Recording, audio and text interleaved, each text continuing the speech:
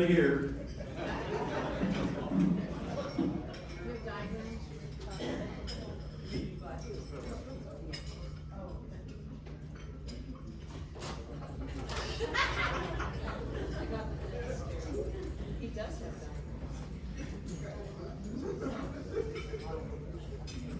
This is going to be a challenge. Not for me, for you. There's one thing I want to point out to you. On the bottom of your dessert tray, there's a sign. And it says, remember, beware what you eat.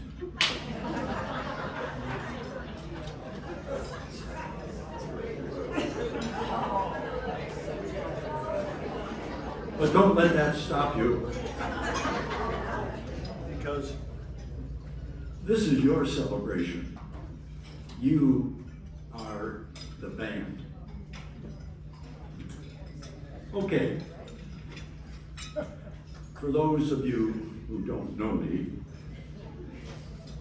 and that's probably about half of you because there's spouses and partners here, I'm Dave Drury.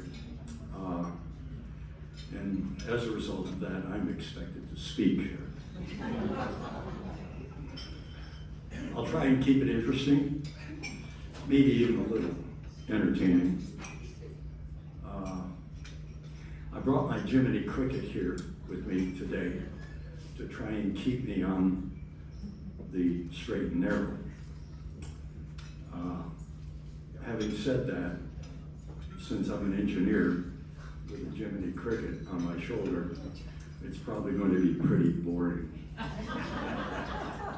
First of all, I'd like to tell you a little background. I was born, raised in city Detroit. And with my initials being DFD and seeing them on every fire hydrant in the city, I thought, until I was about 8 years old, that I owned every fire hydrant. Boy, as soon as my mom told me that I wasn't the owner, I lost all my bragging rights. Okay, I have 4 subjects that I'd like to speak to you tonight about, and I'll try and keep it interesting. Okay, he's bothering me again. He wants to know when I'm going to give you the math test. First, I'd like to recognize the members of the 50th Anniversary Committee. Well, I know, I don't want this to look like an exercise room, but will you please stand up for a moment? Because I want the band to see how many persons were involved. Please stand up.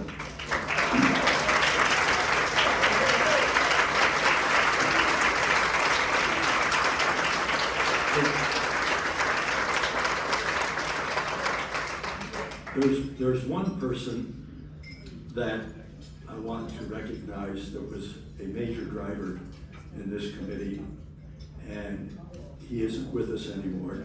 That's Gordon Harden. Gordon was the first chairman of this committee. These are the people you can thank for planning, coordinating, and executing this banquet. This was no small task. They know that, I know that, and I hope you realize that it was an enormous task. In March of 2020, early March, before we got shanghaied by this virus, I asked for volunteers for this committee, and these people stepped forward to make this event happen. One of the significant results of what this committee accomplished was what occurred for our band last Saturday, Artiste Naples, where they, quote, presented the Naples concert band, end quote. Without question, that was an event for which each of you can take great pride. Gordon and Marcia Hardy were prime movers in making that happen.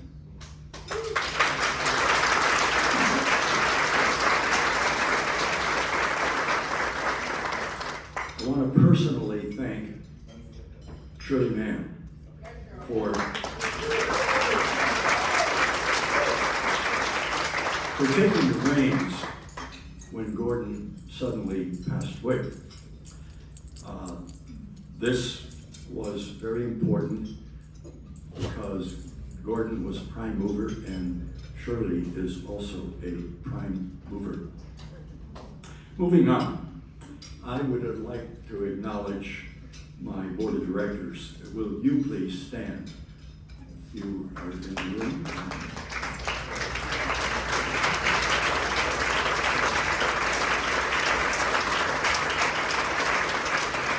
Thank you.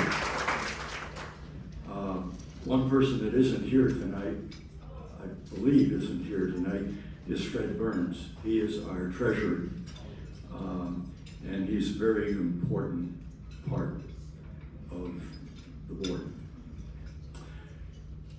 Bud Gartland is our vice president, and you may think that Bud and I think very much the same.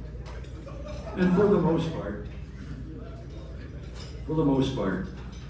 that's pretty much correct. However, I can tell you that with Bud's background in accounting and finance,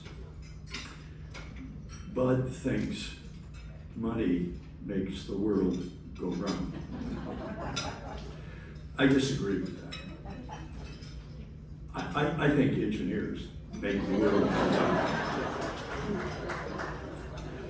But the one point we do agree to is that playing music in this band makes the ride worthwhile.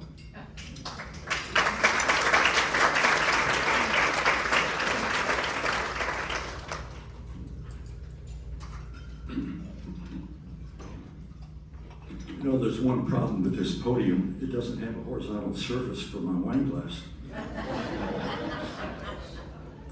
Moving on to somewhat of a sad part of my presentation, I'd like to acknowledge band members that have passed on during my tenure. This is my, quote, personal recall of each of these people.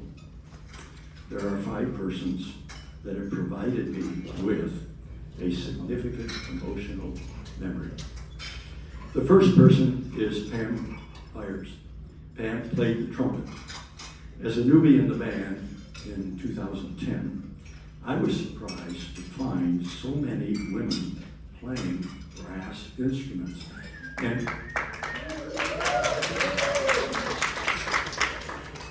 this comes from many decades ago when I was in high school. Because I didn't see any girls playing brass instruments. Thinking biologically regarding lung capacity, sorry, I'm an engineer. It was a real eye-opener for me to see the number of women playing brass instruments.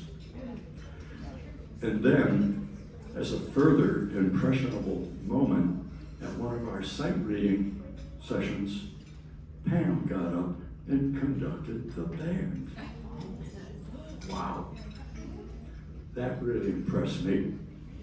The next person is Art Zenz. I didn't know Art very well, but he did leave me with a memorable moment.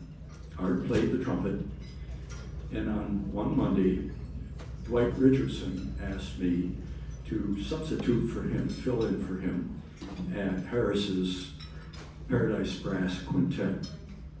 I did so, and sitting across from me was this strange person who was actually Art Zenz. And I thought to myself, what is he doing here? They probably thought the same of me. Anyways, after we played the first piece, I knew full well why Art was there. He really knew how to play that trumpet. The next person is Tom Curcio, another trumpet player, and oh, by the way, a fellow engineer. You know, there's one thing about engineers, it's getting less frequent, but every now and then my wife will pay me a really great compliment. She'll say, Val Esnes can relate to this too. She'll say to me, Dave, why are you so weird? So I finally found a dictionary that says being weird is unusual and unique. Thank you, dear, for the nice compliment. So Tom was a mentor for several of the band's younger trumpet players. He played assembly to call the musicians back at the end of concert intermission. He played taps at many of the Fleet reviews. Tom was on the NCB board for many years until his death. He knew how to get things done. Tom taught me some really special piece of information. Tom taught me how to argue diplomatically. Being engineers, we both knew the old adage, quote, arguing with an engineer is like mud wrestling with a pig. Pretty soon you realize they like it, end quote. Just imagine having a diplomatic mud fight. Next is my dear friend, Jan Hesse. I played horn alongside Jan. Jan was one of the most capable persons I ever met. She would come to rehearsal like she was ready to play the concert that evening. Jan gave me enormous help on the board. When NCB was pursuing commissioning a composer for our 50th season, Jan was the person that did all the research. In the fall of 2019, she solicited 8 different well-recognized composers. She collected the pertinent data needed to make an intelligent selection. Thank you. The last person I want to posthumously recognize is Mr. Gordon Hardy. Gordon's passing was sudden and truly a shock. Gordon was another very capable person. He was a strong French horn player and much, much more. Gordon was the assistant conductor of the Bonita Springs concert band. With that skill, NCB has lost a very talented, skilled musician. As noted earlier, we can all thank Gordon for what we did last Saturday at Artiste Naples. Gordon, you have my personal double salute. Pam, Art, Tom, and Jan are all in the official band photograph taken in March of 2018. Gordon would have been there, but Marcia and Gordon had some other duties they needed to tend to at Artiste Naples right after that concert. The last group of people I would like to recognize are persons I believe to be of critical importance to the function of this band. They are the spouses and partners of the band members, many of you in this room. It is important for the band member to come to rehearsal well prepared to rehearse. To be blunt, that requires practice at home, which requires your continuous support of the band member. You have my sincere thanks. Now for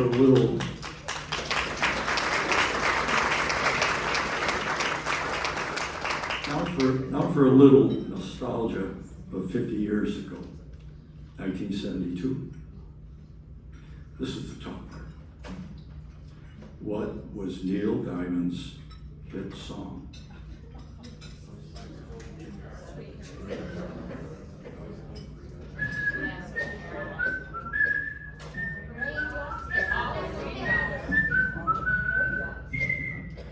Song, ooh, everybody knows one.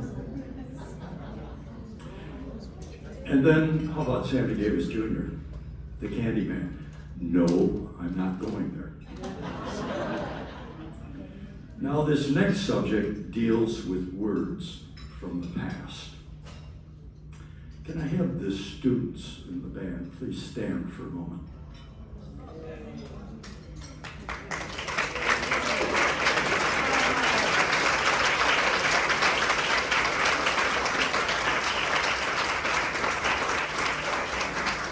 Well, you can have a seat, thank you.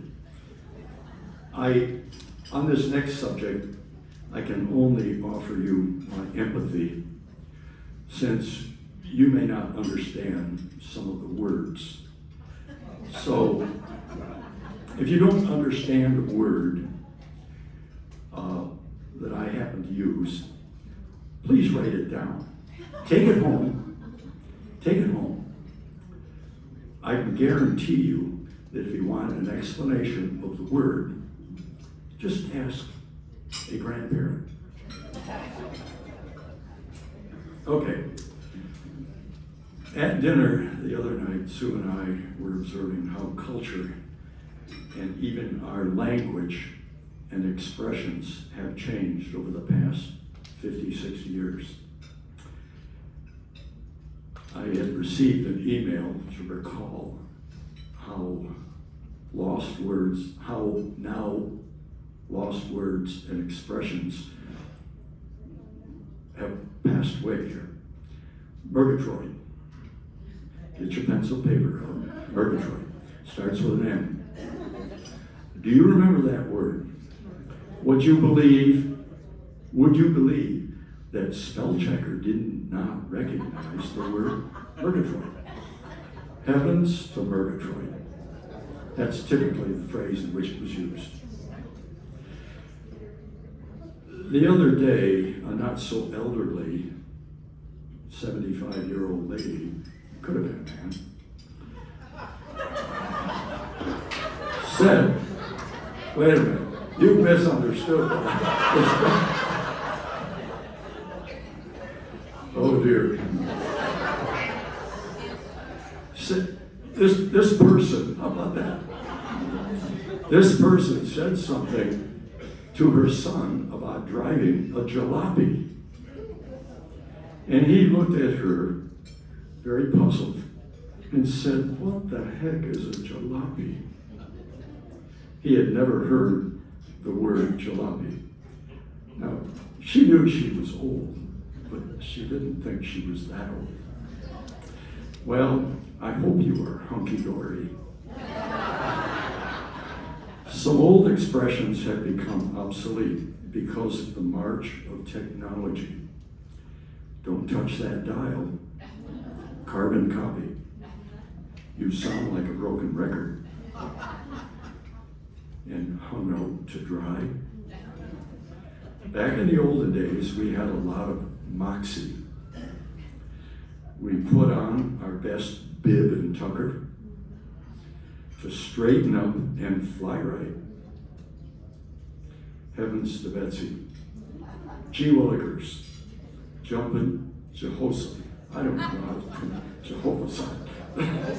Holy moly. We were in like Flynn and living the life of Riley. And even a regular guy couldn't accuse us of being a knucklehead or a nincompoop. Not for all the tea and china. Back in the olden days, life used to be swell. But when's the last time anything has been swell? Swell has gone by the way of the beehives, page boys, and DA of spats. Knickers, fedoras, poodle skirts, saddle shoes, and pedal pushers. I remember my younger sister and my mother talking about pedal pushers, and I had no idea what they were talking about. And I still don't know. Oh, my aching back. Kilroy was here, but he isn't anymore. We wake up from what surely has been just a short nap, and before we can say, well, I'll be a monkey's uncle, or this is a fine kettle of fish, we discover that the words we grew up with, the last words that seem omnipresent as oxygen, have vanished with scarcely a notice from our tongues, or our pens, or our keyboards. Poof go the words of our youth, the words we've left behind. The blink, we blink and they're gone. We have all those great phrases gone. Long gone is, the milkman did it. Hey, it's your nickel. Don't forget to pull the chain. Knee high to a grasshopper. Well, fiddlesticks. Going like 60. I'll see you in the funny papers. Don't take any wooden nickels. Wake up and smell the roses. It turns out there are more of these lost words and expressions than Carter has liver pills. Thank you. Now I know you understand what I'm saying. This can be disturbing stuff.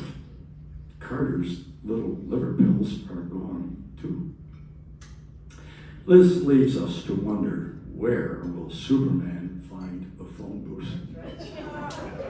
See you later, alligator, and a wild crocodile. Okie dokie. You'll notice they left out monkey business. So in bold-faced print, I say to you, we are the children of the fabulous 50s, 60s, and 70s. No one will ever have that opportunity again. We were given one of the most precious gifts, living in the peaceful and comfortable times created for us by the greatest generation, our parents. Okay.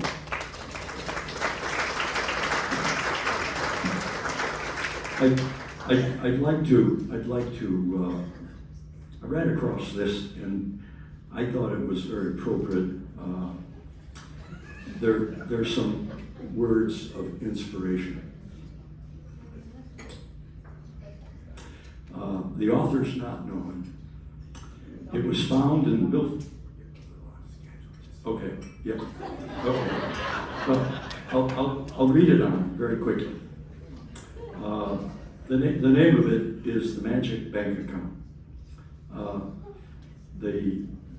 However, the prize has rules. The set of rules are everything that you did and spend during the day, you would take it away. And I missed the first sentence.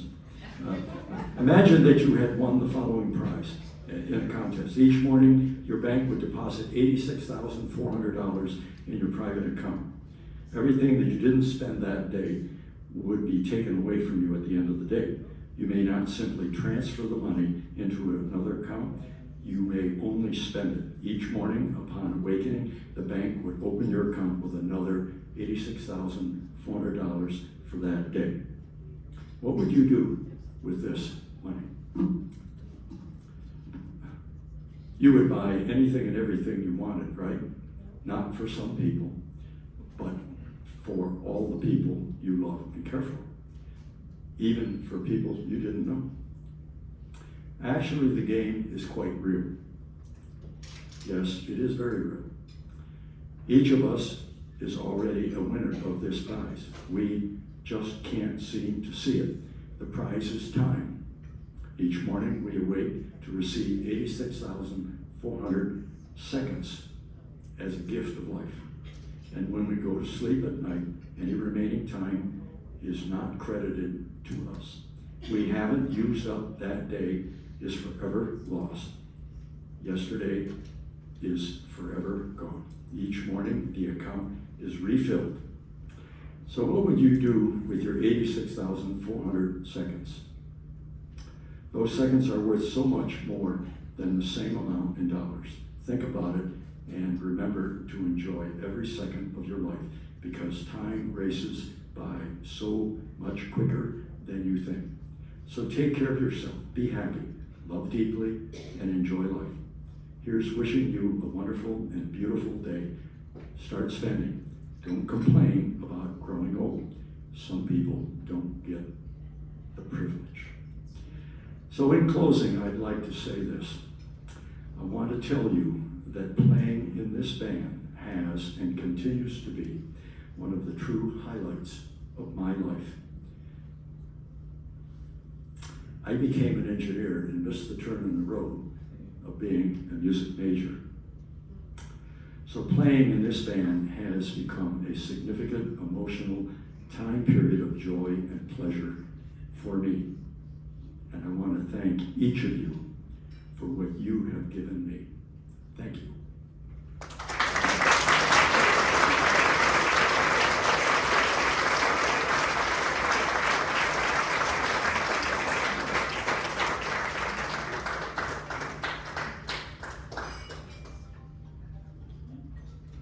Thank you, Dave. Everyone appreciated that, and Shirley, I'm sorry, we're a few minutes off schedule, but I tried my best. Next subject, all kidding aside, one of the persons that's been with us for 20 years, someone who is an amazing person to the band, is Harris Landell. Harris, I'd like you to come up for a moment.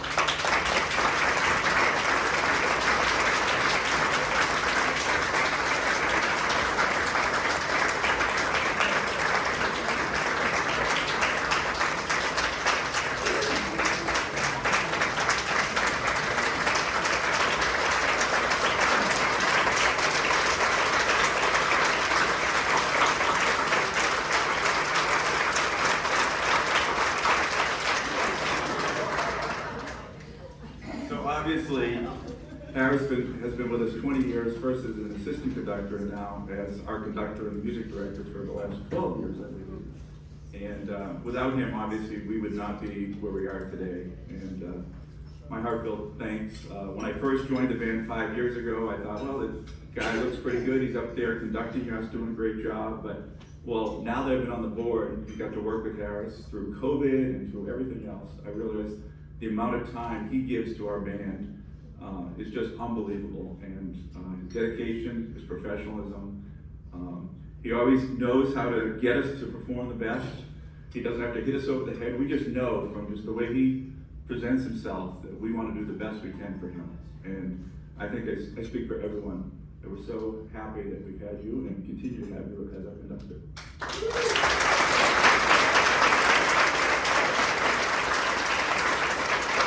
So we have a plaque to give Harris, which says Harris Landell, in heartfelt appreciation for the years of dedication of the Naples Concert Band and tireless efforts to inspire musicians to raise the bar, bringing the fullest message of musical joy to both listeners and performers alike on the occasion of the 50th anniversary of the Naples Concert Band, October 21 to April 22, and it's a picture from Artiste Naples. So.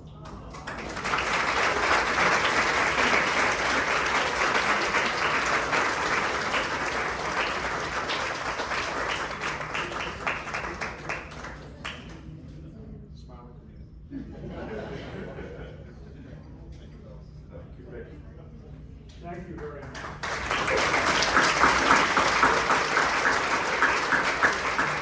And we won't give a speech because he gets to talk to us every Tuesday night. So. All right, Terry Stevens is up next. Terry.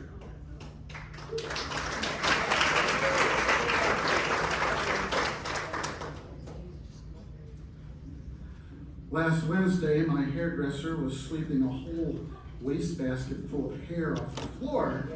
She looked at me and said, "Your friends aren't going to recognize you." But it's me with shorter hair. I was going to challenge Mary Zidnick to a hair growing contest, but my wife Diane said, "You need to get a haircut." And because I do everything my wife tells me to do, she wishes. I'm going to tell you just a very short story out of the band's history. And then we're going to recognize some of our band members for their term of service to the band. The band originally played on a ground level concrete slab behind the original Norris Center at the southeast corner of Cambier Park. We were exposed to the elements, but it was the best place we could find to play. What was fortunate is there were a line of trees at the edge of the concrete slab, and our audience was able to sit in the shade and listen to our concerts. Unfortunately, beyond the trees were the municipal tennis courts. Now, we all know what the sound of tennis balls being hit sounds like, right? Thunk, thunk. Well, it didn't matter what we played, or when we played it, how we played it. From 1972 until part of 1987, thunk, thunk, thunk. Well, a band comes of age when it can play the entire 1812 overture. And in the spring of 1986, that's what we did. We started out playing the quiet passages, and we heard thunk, thunk. We got more into it, and we got into the middle of the overture, and we could still hear the thunking sounds. And then we got to the climax. We were picking up speed. We were playing fortissimo. The percussion section was pounding on everything they could find to pound on, including a few heads, I think. And still, if you listened, you could hear the thunk, thunk. But then, something interesting happened. We couldn't do this in rehearsal. We had members of the Naples Police Department come out with their rifles and start shooting volleys of gunshots into the air. And some of us were so startled we almost fell out of our chairs. And when we played the last note and the applause died down from the audience, we heard nothing. For the first time, no tennis balls. So to this day, I would give anything to see the expression on those tennis players' faces after hearing all those gunshots. But I hope you found that little story amusing. We no longer have to worry about tennis balls. As our former announcer, Bill Bellini, said, sometimes we have to pause for aviation aggravation when the planes come over. But no more tennis balls. All right, it's time to recognize some of our band members for their terms of service. And I have tried very, very hard to keep up with everybody. It's been difficult the last couple of years. And I hope if I did leave anybody out, that you won't hold a lifetime grudge against me. I've tried very hard to make sure we don't leave anybody out. What I'm going to do is I'm going to call the names of everyone who has served the first 5 years. I want you to stand up and stay standing, and then we will recognize you all at once. So here we go. Our announcer, Bill Banfield, and our vice president, tuba, Bud Gartland, John Glover and French horn, Tim Hamilton, percussion, Kathy Cavett, trumpet, Pat Lewis, trombone, Rob Platter, percussion, Ross Shaver, trumpet, and Bob Smith, tenor saxophone. Congratulations on your first 5 years with the band.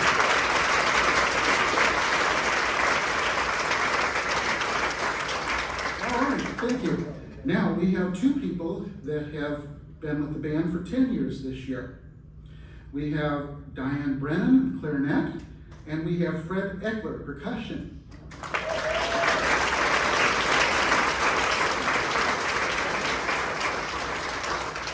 We have 3 people who have completed 15 years.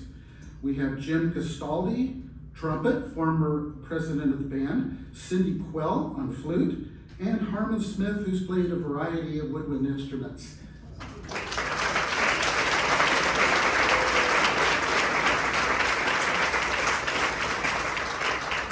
Now, I want to take just a little bit longer to introduce the next people because of the incredible amount of time they put in. She joined the band with her mother in 1973 and was playing with the East Naples Middle School band at the time. Even at her young age, she even became the band's treasurer. Well, Eventually, she left the band for quite a number of years to get married, raise a family, and work in the family business, which was Naples armature work. And so now I want to introduce to you 25 years, Janet Blumber. Janet Blumber, where are you? Oh, I don't see Janet. All right. The next band members I want to introduce are a couple. And unfortunately, due to health reasons, they weren't able to be here tonight.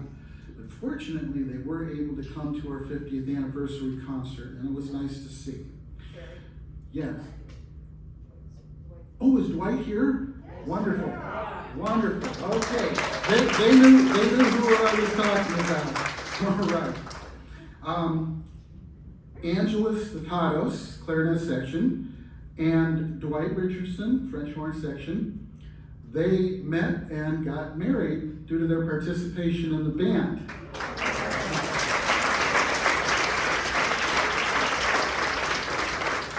Both of them were great organizers. Angela was section leader of the clarinets for a long time. Dwight was principal French horn player for the Naples Concert Band and Bonita Springs Concert Band for a while. And due to their efforts, along with some others, helped create and make the Bonita Springs Concert Band a success. This year, Angela is celebrating her 30th anniversary, and Dwight is celebrating his 35th anniversary with the band.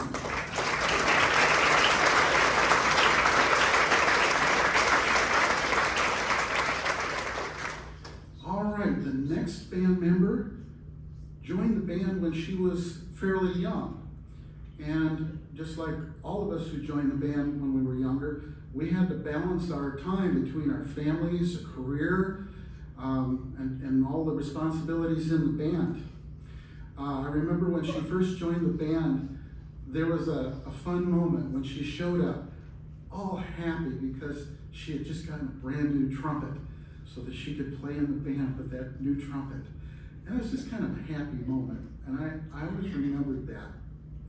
Well, she has recently retired after working a 33-long-year career with public supermarket chain. I want to introduce Nancy LaChance, celebrating 35 years.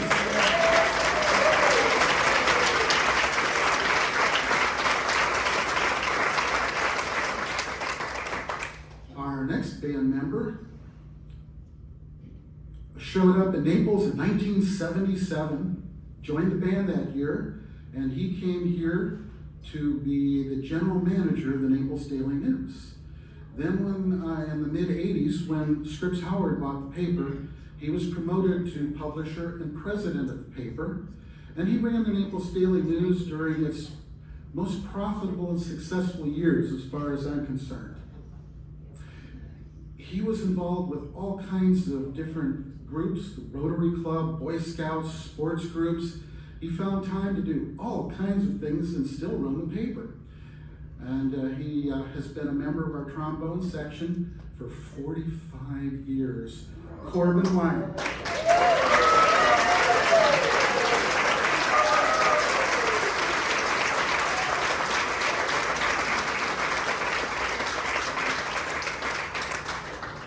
Now we have one more member that I want to recognize, even though he's not here tonight. He's kind of MIA. Some of you have asked about him, and we kind of lost touch. He did participate in our concerts at the beginning of the season, but we haven't seen him. But Bob Thurston is the only original charter member of the band still participating, and he's been with us the entire 50 years. He performed more solos than I can count with the band and all over Southwest Florida with other bands.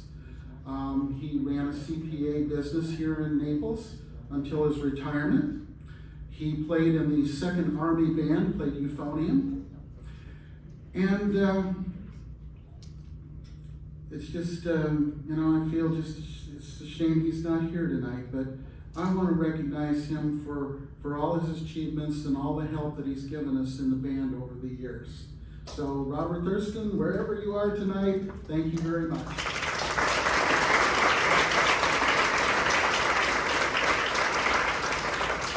That's the end of my presentation, and I want to thank you for your attention. I really appreciate it.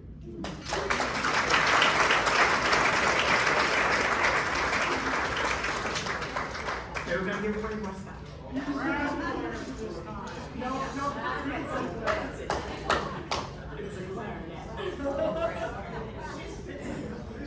Oh, wait, Bob Smith.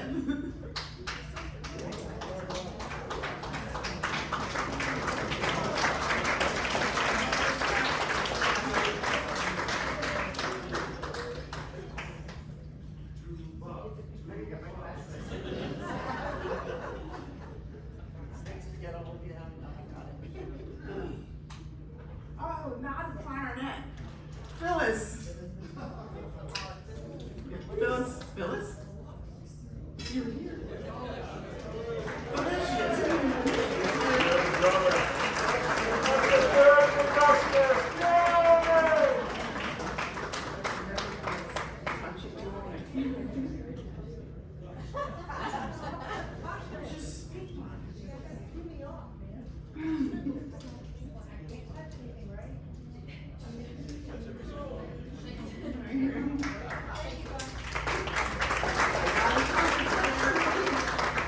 Norm Tyler.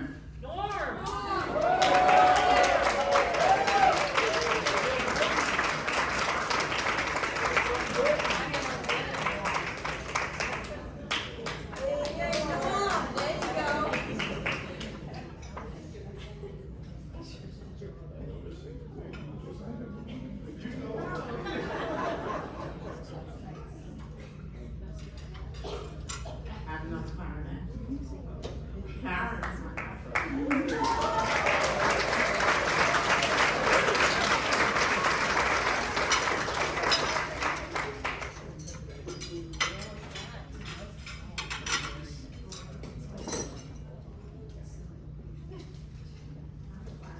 Bill Bennett.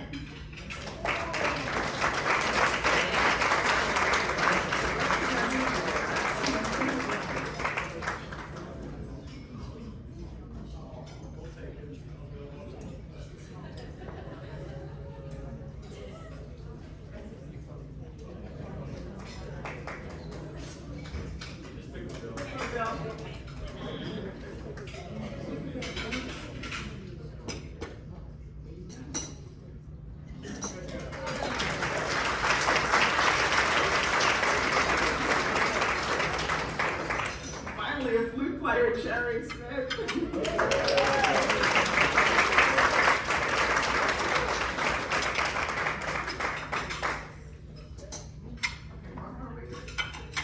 Give me a hint. No, I have no idea what's Okay, we'll do more jam.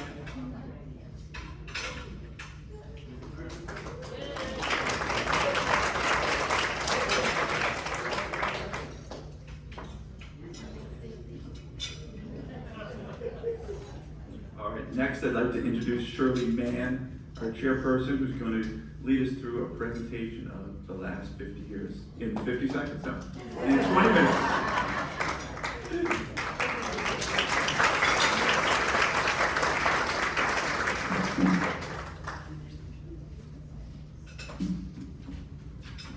First, I'm just going to take a minute to thank the committee and tell you a little bit about, just a little bit about their strength. Ann and George Brown. Ann has a gift for writing. She prepared all the letters to the mayor and the county commission and arranged their appearances at our concerts. Joe Duffy, my personal consultant. I don't know what to say. He has great ideas and that he's happy to carry them out.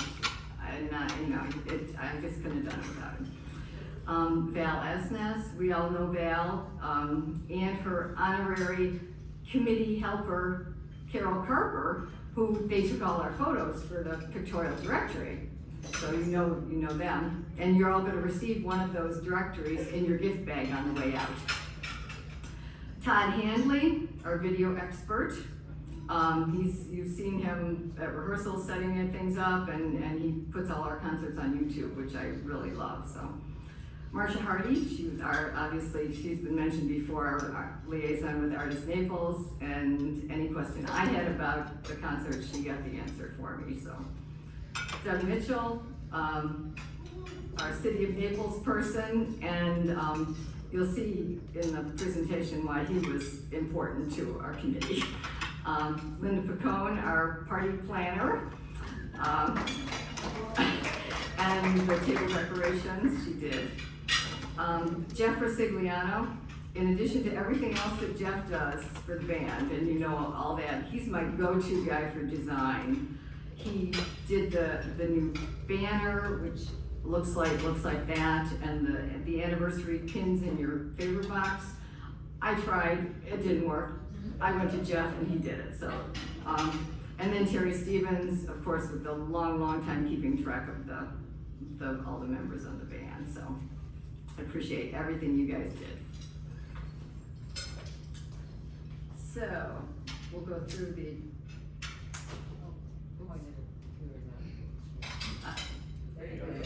Oh, did it go? Okay, it takes a little while. Okay. In late 1971, George Reardon, the city parks and recreation director, was driving to work and heard a Sousa march on the radio. He walked into his office and said to his activities director, "We need a municipal band." That became us.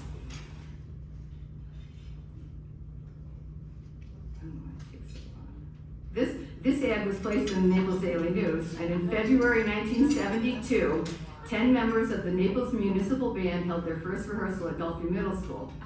Of those 10, 3 were accordion players. I don't think I've ever seen Harris conduct like this, even when he hears a bad note.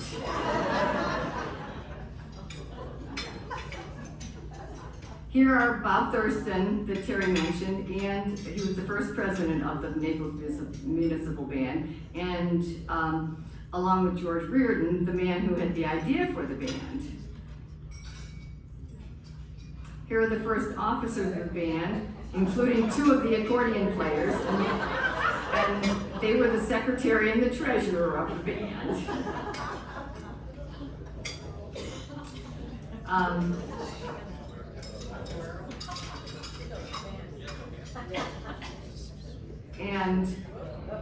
Oops, wrong way.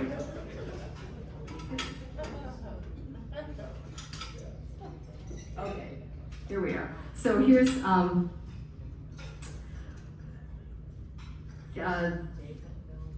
the band was incorporated. It was originally called the Naples Municipal Band, but then it was incorporated as the Naples Concert Band. And that name was suggested by Irene Weissenborn, the lady on the right, and she's the mother of Janet Bloomert, who is still in our band. I went to.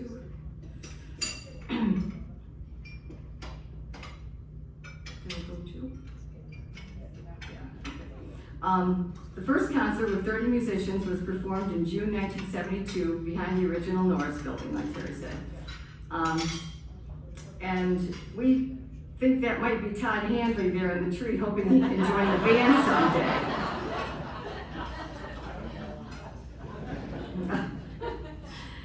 And this is also behind the Norris Center, and this is in the 1980s. The band wore black pants and white shirts, but like we do today, but it wasn't a uniform shirt, it just wear your own clothes.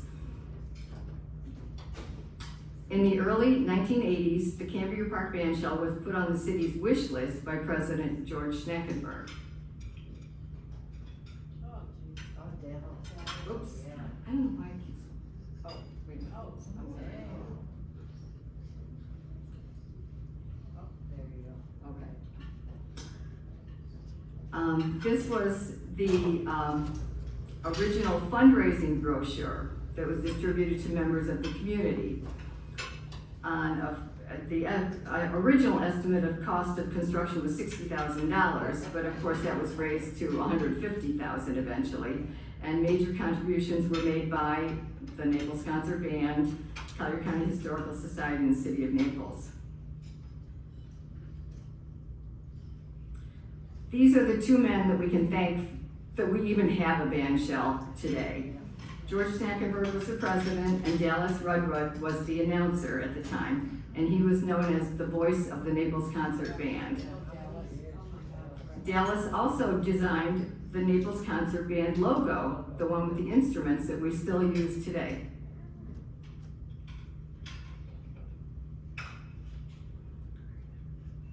And this is during construction of the original band shell.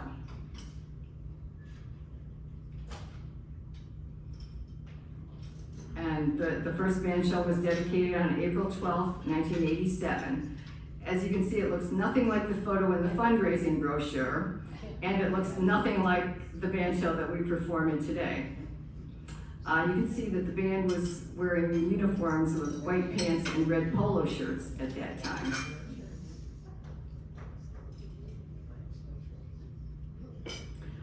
Here's a photo from the top of the original roof, and that was in the days before drones. So I'm not sure who climbed up there to get this photo. Todd? Yeah, maybe Todd did.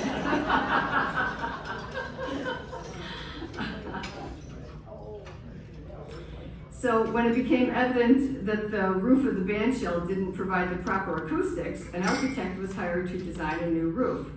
This slide shows the sound projection from that original roof so that all those planes that fly over on Sunday afternoons could hear the band play.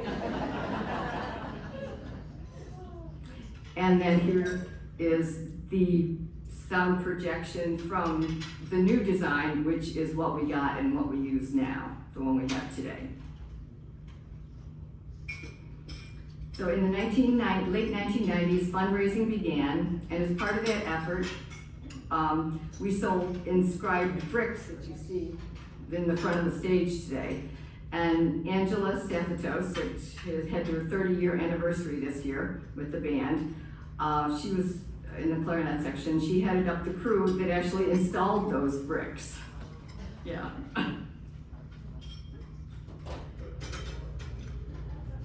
She put you to work, Dwight? Okay. This was during construction of the renovation of the band shell. And all the improvements that they made totaled $1.2 million, with $250,000 donated by one band member to put the roof on it, anonymously. And the roof was assembled on the ground, and then I was down there on the Saturday morning. They lifted it by crane onto the supports. And you can see by the red arrow, the workers are guiding it into place so they can bolt it down. And the renovated band shell was dedicated at a concert on March 25th, 2001, so 21 years ago this month. And of course, we have President Dave Drueck's dramatic flag drop during our Stars and Stripes Forever. I'm sure the audience appreciates that. And the new banner that we got for our 50th anniversary celebration, designed by Jeff Rosigliano, of course.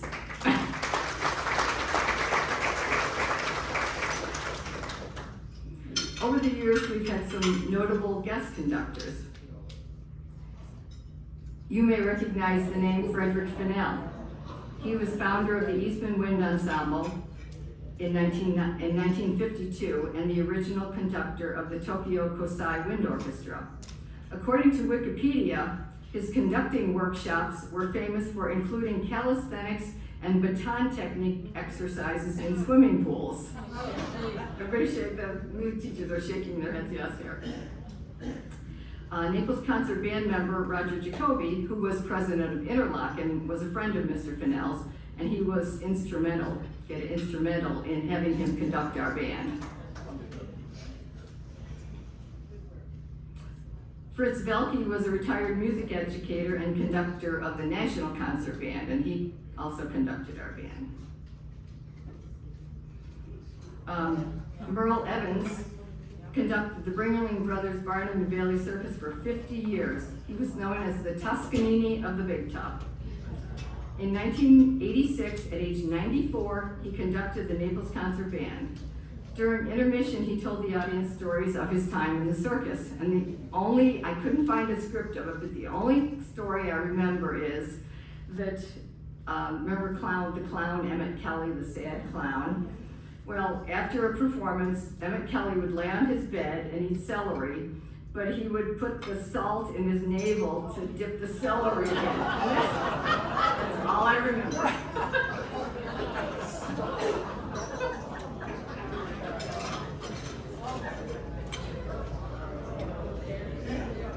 Colonel Arnold Gabriel conducted the United States Air Force Band and Symphony Orchestra and the Singing Sergeants from 1964 to 1985, and he conducted the Naples Concert Band several times. He knew the scores by heart, and we would finish a piece in rehearsal, and solely from memory, he would say something like, second clarinets, in measure 38, that should have been an E flat. He knew them so well. The Naples Concert Band has also had many guest soloists over the years. Jeffrey Galante, he began playing trumpet at the age of 4. He performed as a guest soloist with Naples Concert Band in 2011 at age 10. By this time, he had already performed with many groups, including the U.S. Army Blues Jazz Ensemble and the Duke Ellington Orchestra, as well as making an appearance on The Tonight Show.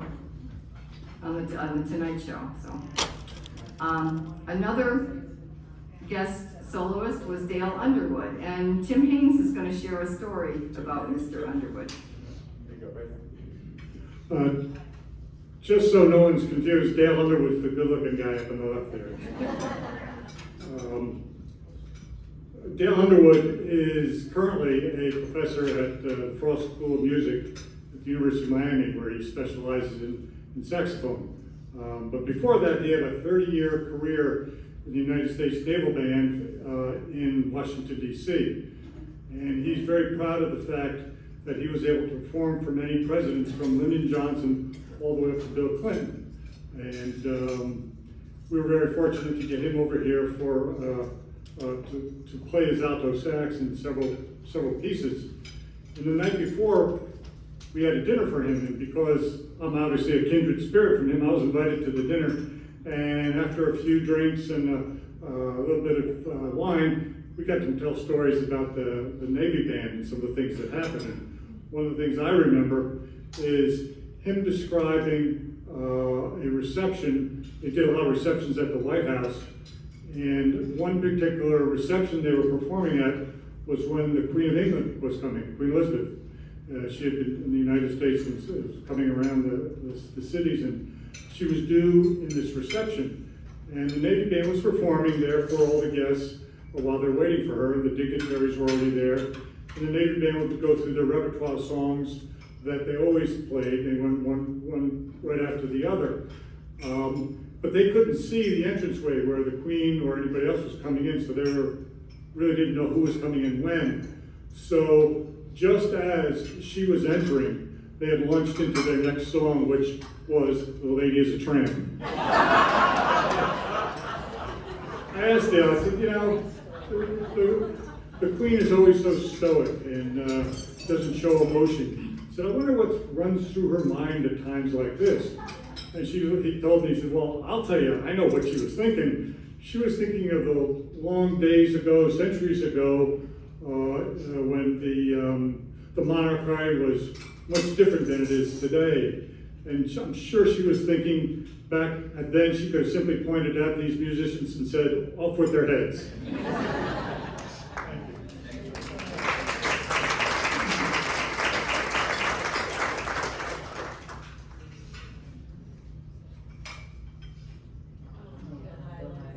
Bill Highland was a member of our saxophone section, and he was the former Attorney General for the state of New Jersey and a friend of and executor of the estate of Benny Goodman. Did you, Bill? Yeah, he played Benny Goodman's clarinet, yes.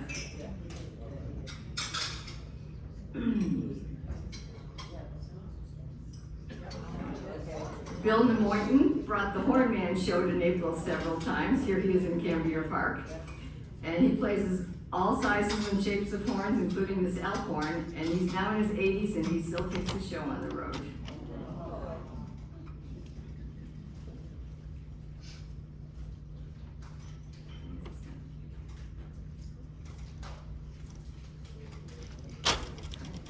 If you're a fan of Forensic Files or Nova, you would recognize the voice of Peter Thomas. He lived in Naples and joined the Naples Concert Band many times over the years to provide narration at the November concerts in recognition of Veterans Day.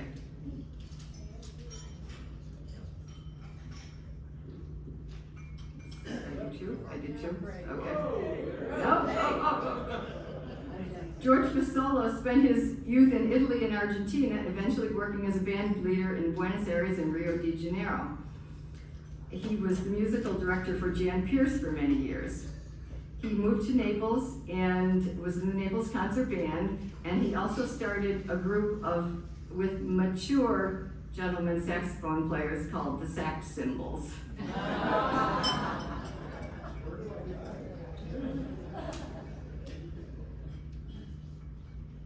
And here we have Craig Russell. He's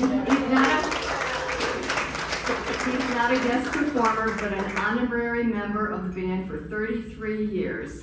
So, Craig's gonna say something.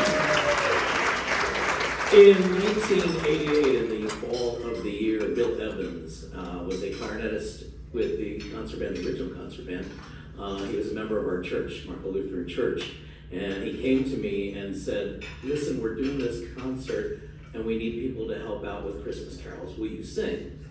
And I said, "Sure, I'd love to try that." I had just moved to Marco the year prior and had taken over the church as the director of music there, and so I really didn't know a whole lot of people in Naples. And I walked into the rehearsal and was met with open arms. Sang that first December in 1988 and 89. We started singing other songs.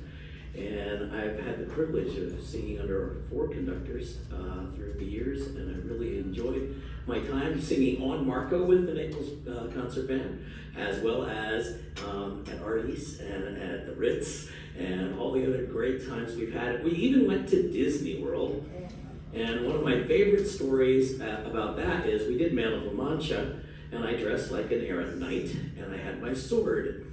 Little beknownst to the band that when we walked in the door, the Disney patrol said, "You can't bring a sword into Disney World."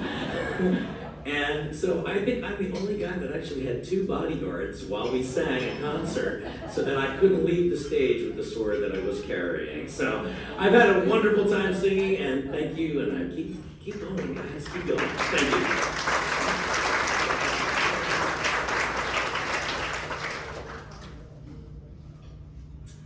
And the Naples Concert Band has a history of celebrating holidays, especially Halloween, so,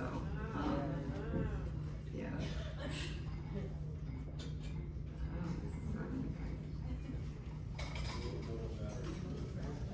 He just replaced them. He just replaced the batteries. Are they in backwards? They're in right. Oh, here we go. Okay. So for many years, the October concert followed a Halloween theme. Here's the former conductor Gail Scott and other members of the band in clown uniform. Do we know who they are? We're not saying. God.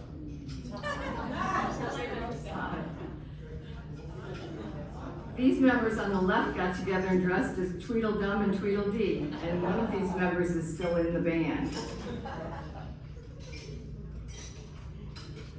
And here's a group photo of Halloween with there are some current members in that photo also.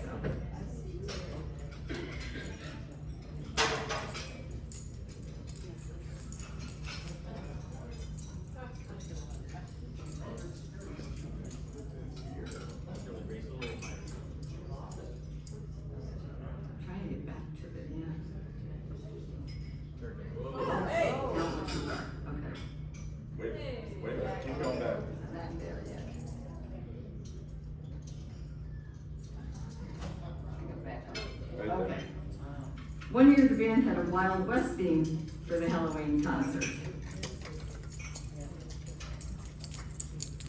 Joe, do you wanna, for me? Thank you. Yeah, okay. This is former member Jerry Deutscher and current trumpet section member Nancy LaChance at an early tuba Christmas on 3rd Street. Nancy is a 35-year member of the band.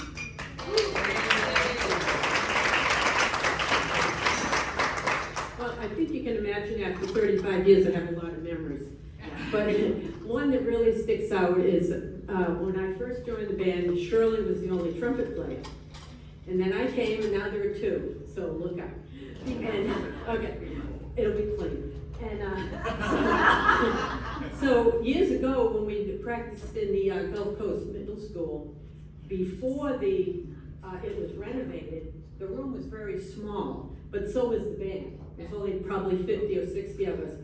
And Gail Scott would have us play a lot of tangos or waltzes or polkas.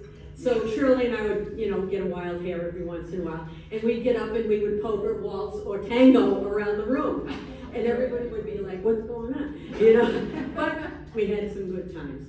So 35 years later, here we are. Yeah.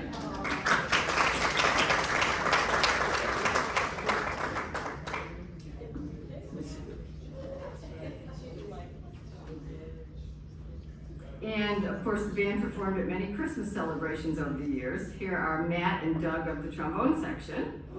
I just found out that Matt and Doug went to college together and reconnected here in the band after not seeing each other for about 12 years. Right, Doug? Yeah. And here's also our president and Santa's helper, Dave Drueck, just this past December. Next slide.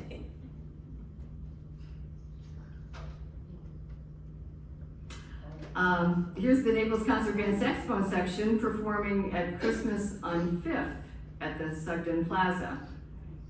Next slide. And the Naples Concert Band Trumpet Ensemble was there too, with their 5 loyal fans in lawn chairs.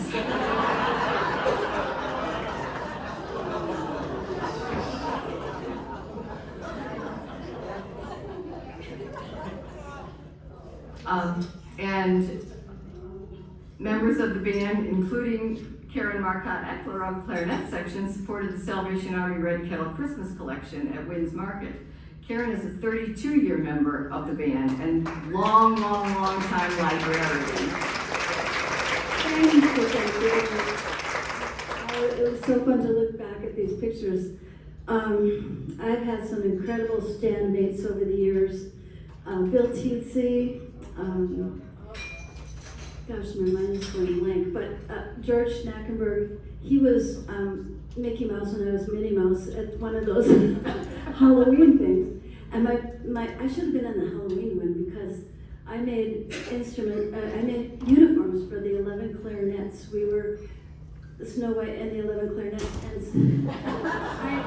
and they all had beard except me because I was Doc. And then I made a costume for the high school girl that was playing, and she was Snow White, and she was beautiful. And somebody made little pics, and we walked on stage, hi ho, we're going off to work we go. But anyway, so I am Karen the librarian, or the barbarian, depending on how you did turn your music in after 20 years. Many of you will remember, I like to think I have some impact on the band, and what you'll remember is, turn in your black folders. Anyway, thank you for all the memories.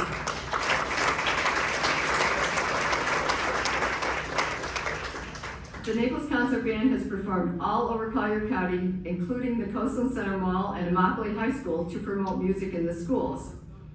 And here's our trailer, which we use for storage and for transporting stands and equipment. You see that behind the church every Tuesday night. During fundraising for the renovation of the band shell, the city held bonfires at Loudermilk Park. I don't know if they do that today. Would they do that, a bonfire today? No, I didn't think so. And many groups who use the band shell also performed for the crowd. And at this time, you can see the band was wearing uniforms that were all white shirts and white pants. Corbin Wyand, who was introduced earlier, he's one of our, next slide, yeah. Corbin Wine is one of our longest serving members, 45 years, obviously. Connie Capelli, who's sitting there next to Corbin, she's gonna say a little bit about him. So, Naples is known for many parades that draw huge crowds cheering and yelling, and it's so fun to march when people actually appreciate you. Local high school bands played, but they ran out of high school bands.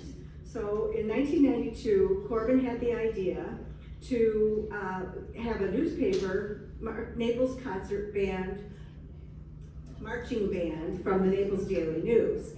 And there were about 30 people from the concert band that joined this, and we wore white pants. I say, because I used to come down during spring break when my parents and my whole family was in this band, and we wear white pants and white shirts and those beautiful blue pennies.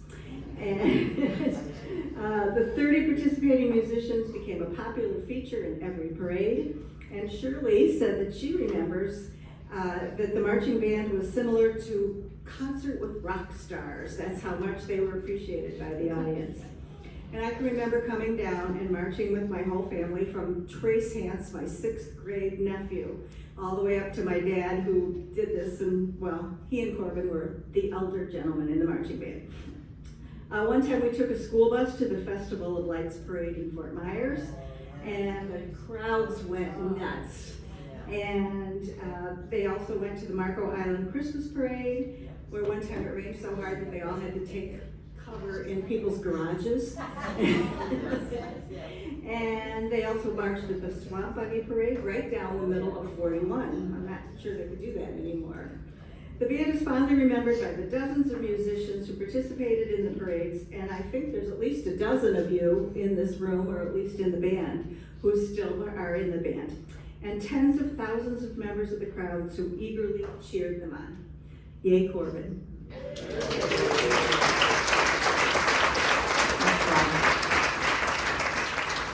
And speaking of Connie Capelli, she's a member of the Zumbrun family. And as part of our 40th anniversary celebration, the 10-member Zumbones performed Hallelujah Trombone, all 10 of them on the trombone. And Mom Helen was the band's announcer for 6 years in the 1990s. My 3-year-old grandson had a kazoo shaped like a trombone.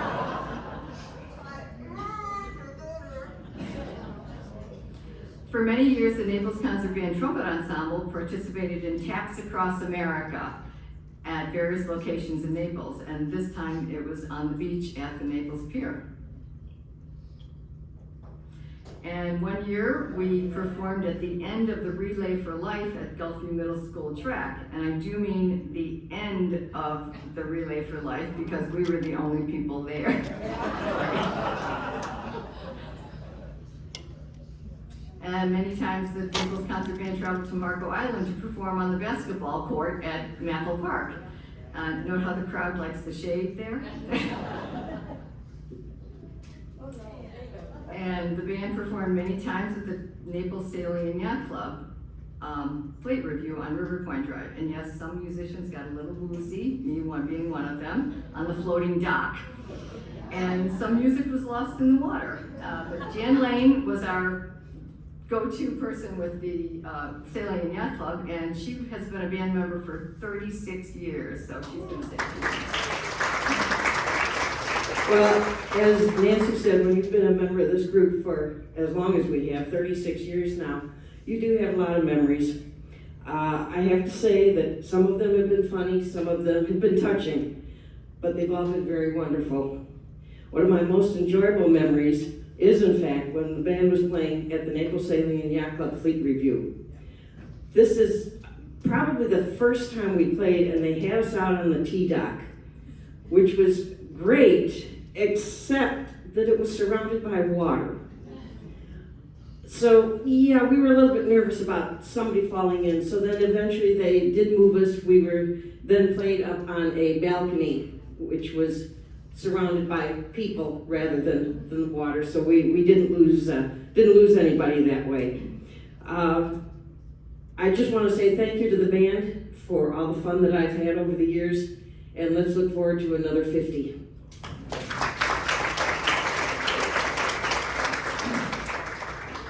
And since 1987, the band has performed annually at the Naples Yacht Club Fleet Review in December. And with that performance, we get donations from the club for our scholarships and our endowment fund. And the time of the performance depends on the tides, so that the yachts can come in if high tide. So, and then in January 1993, 58 members traveled to Walt Disney World to perform at Epcot Center. Other people have mentioned that. It was a cold morning, and we played just at the entrance to Epcot, so no one was really interested in stopping to hear us.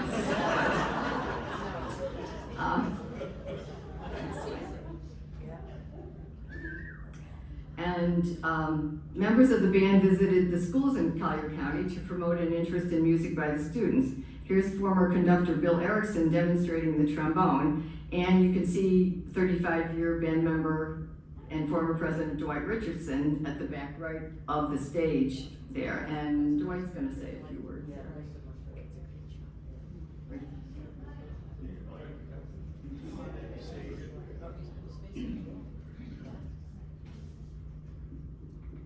Yes, that's me.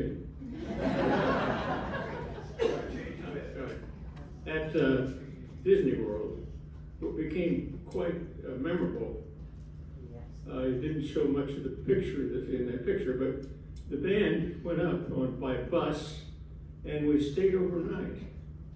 Now, if you've been on a bus with a bunch of old folks and middle-aged folks and decided you're going to stay overnight and didn't know who you were going to sleep with that night, it turns out, you heard a little earlier that I met my wife.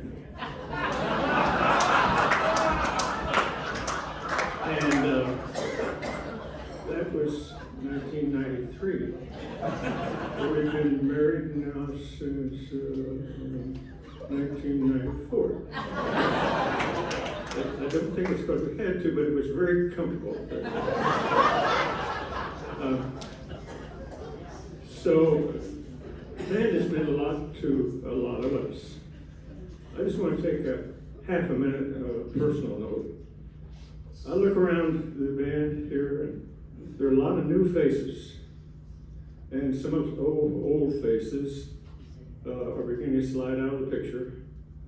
And we have looked around and said, you know, this is not the band we were in. My challenge to you is to make this your band from now on. Even though some of us have been around all these decades, we've had our life and our turn, and we've tried to make our contribution. But this now is your band, and if you do it upright, you'll have another 50 years and be well on your way to 100. So, best to all of you.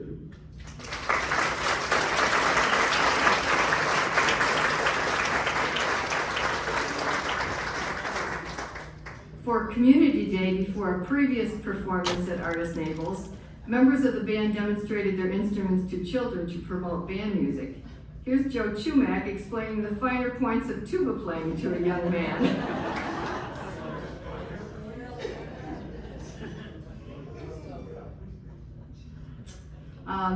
The Bucketeers are a valuable part of our band family. Ev Hughes, another longtime member of the band and a former president, he's successfully led our fundraising efforts for many years. Ev's going to speak. But I'm not going to talk about fundraising here. Shirley showed you a picture of our band trailer earlier. We bought that trailer in the early 2000s. And some of you will remember, many of you won't know anything about it. We used to haul our percussion equipment from the Gulfview Middle School to Canberra Park for every concert. That was a terrible effort. And Fred Eckler came to me one day and he says, Ev, our equipment's getting damaged and it has to be repaired often. We've got to do something. So I called the manager of Canberra Park and I said, Jennifer, we need more room. It was a miracle. She agreed to give us a larger room. And with Dave Drueck's help, he and I revamped that larger room and made room for a whole new set of percussion equipment that we didn't know where the money was going to come from. In the meantime, we hear that the sound system needed to be replaced. So now we had a sound system to buy and a whole set of percussion equipment to buy. Well, I spread the word, and the people that worked with me in the committee spread the word. In the first week, one of our band members and his wife donated $33,000. And then over the next few months, about 15 other people donated money in memory of their loved ones. And we got not only our sound system, but a complete set of percussion equipment that is now stored at Canberra Park. Now,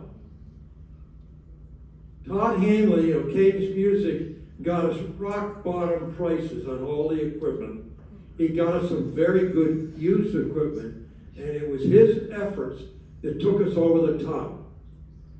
Many people contributed. Some of them are now deceased. Some of them have moved back north. But all I can say is one word: generosity. All we had to do was express our need, and people came through for us. And keep that in mind down the road. Next time you're on the stage at Canberra Park, wander over by the percussion equipment and take a look at the brass plaques on the equipment, and you'll see who the generous people were. Most of them want to be anonymous. Thank you.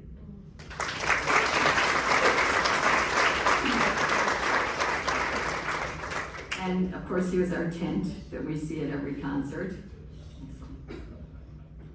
And we've been fortunate to have volunteer bucketeers over the years. Sheila Miles on the left is the current coordinator of all the volunteers. Thank you, Sheila.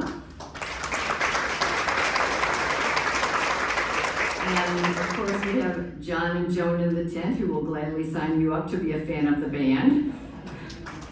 And they're here tonight, so thank you, John and Joan in the tent. They're John Codman and Joan Costello, and as well as Keith Hughes, who's here, who's always willing to pitch in. So.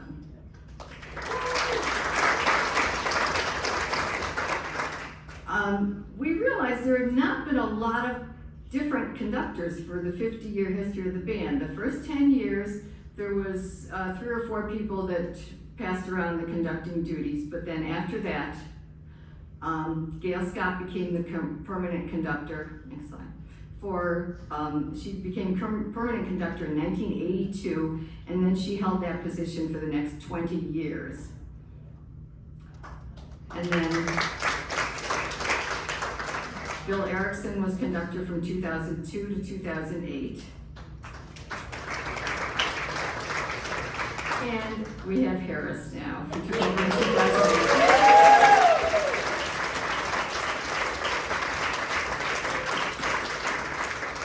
And we hope he will be at that podium for many years to come. So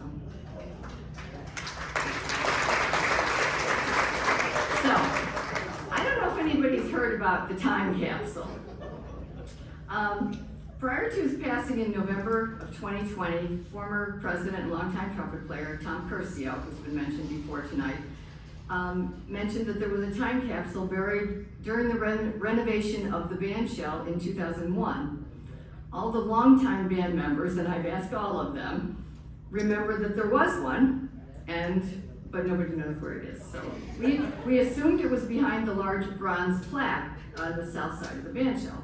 So luckily we have Doug Mitchell in the band, and he's on our 50th anniversary committee, and he's in charge of the band shell for the city. So we asked him if we could look around, and he gave us approval. So last August, members of the committee met at the band shell, and Jeff Risigliano brought his tools, and feeling sure that it was behind this big bronze plaque, we removed it, and here's Harris and Jeff removing the plaque for the unveiling.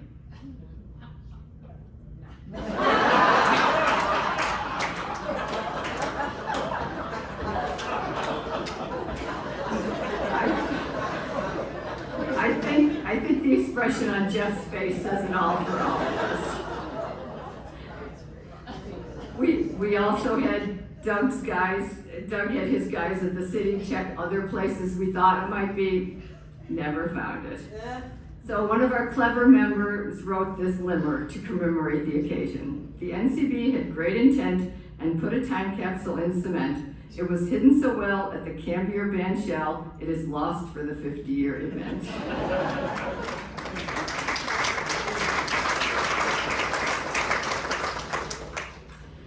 So, because of COVID, of course, our 2021 season was memorable. For those of you not there, here's what a socially distanced rehearsal looked like. Here are Tim and Harmon Smith on their little island. And then Ann Codman on her little island. And luckily we had enough room to do this at the time. And then Bill Bennett and Ed Hughes on this side on their little islands. And of course, Harris did his best to keep us safe through the shortened season. And we certainly give a lot of credit to President Dave Druick and Vice President Bud Gartland for their leadership and important decision-making to keep us safe and keep the band operating during this difficult time.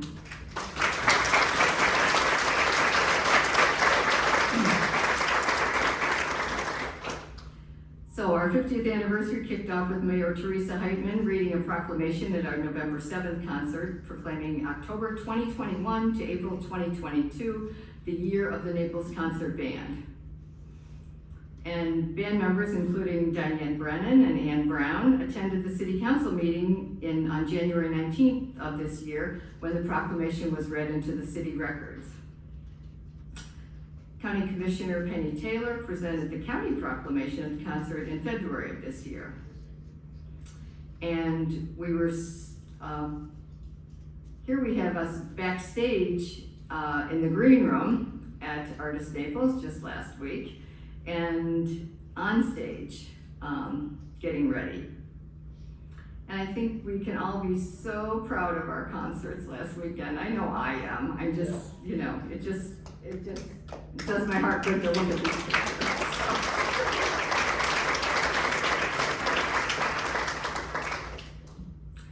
And here we are tonight at the Hilton. And so maybe in 2072, this is what Cambier Park might look like. And students, all you students in the band, in 50 years, you'll be about the same age that I am now. And it will be your turn to plan the 100th anniversary celebration and find that time capsule. Thank you.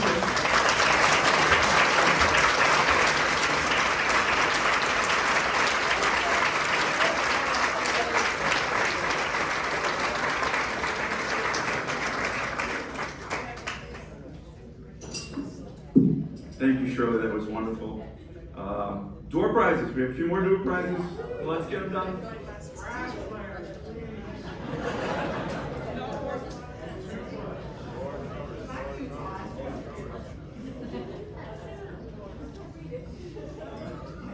Oh. Jim Nordstrom.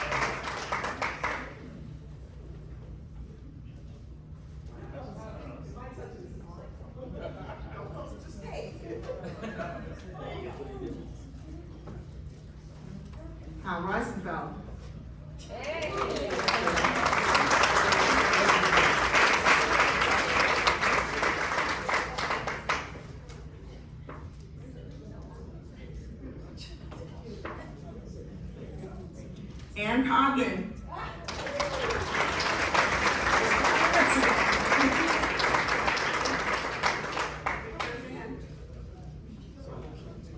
Susie Lewis. Birthday present to win. Ken Wistrom. And your wife for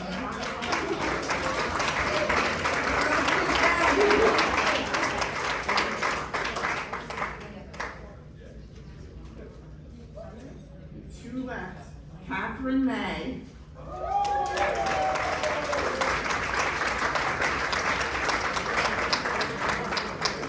Saxophone does not count, by the way. Jerry Huckle.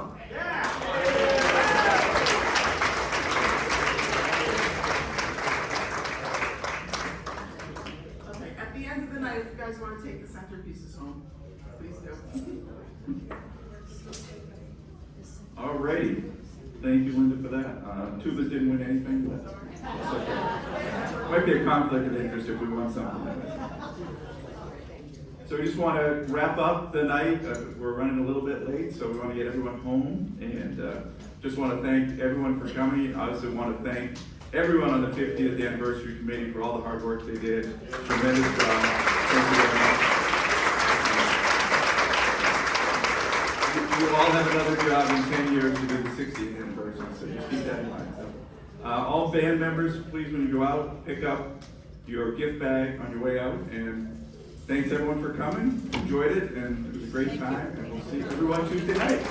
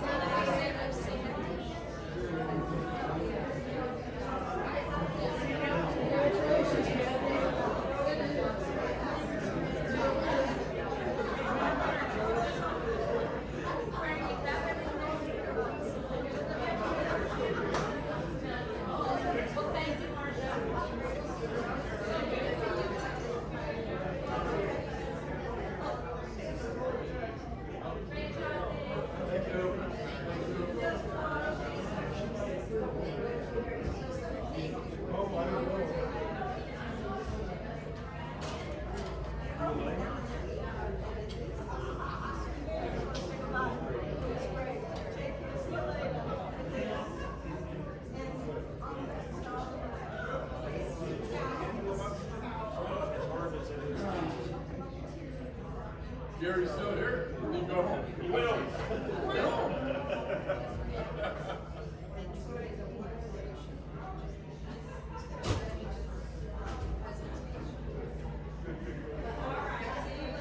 Well, thank you, it was great.